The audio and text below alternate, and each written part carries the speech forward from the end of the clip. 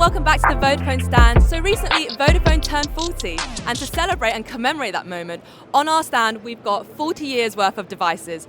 And who better to talk about those devices than CCS Insight analyst and expert and Mobile Phone Museum co-founder, Ben Wood. Hello, great to be here. Ben, thank you for joining us. How's MWC so far? Fantastic week, my 29th time coming to MWC. I love it, you get to see everything that's happening in the mobile phone industry. Amazing. And of course, on this device wall, there's no one better than you to talk about these devices. That's why we've got you here. Can you tell me which ones stand out to you and why?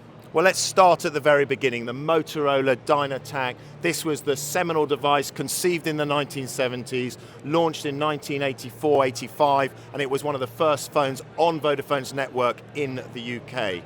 Then if we move along, phones started to get smaller, more fashionable, and this one's worth picking out, the Motorola StarTAC, a funky design, and it was based on the Star Trek communicator as a concept. People loved this at the time. They couldn't believe how small and light it was. And then we moved to a phone that's close to my heart, the Nokia 2110. And this was in 1994. Vodafone were the first network in the world to support text messaging, and this was one of the phones that supported it. And it really is the DNA of the phone industry today. Two-way messaging, WhatsApp, billions of messages sent every day, and you could even get a cable and connect it to a computer and connect to the internet. But then a revolution happened, something amazing, something that looked a bit like this and looked like a big, bulky phone.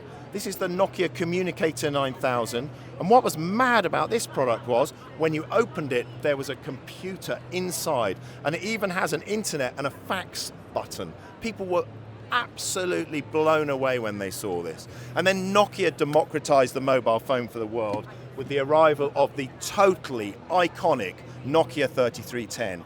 This device sold 126 million units. It had the snake game, it was almost indestructible, and it's almost synonymous with what a mobile phone looked like of this era. So what a lineup and what a beginning to the story.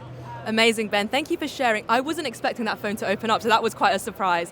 And Ben, getting a bit nostalgic, if you could go back in time and bring back a feature from one of the old phones, what would it be? I think we need more excitement, more colour on the phones. You used to be able to get screens that would clip on. There were even lights that flashed and those sorts of things. So I'd like to do that, jazz it up a bit. Thank you, Ben, so much for all the insight, and thank you for joining us today. Absolute pleasure. It's great to be here.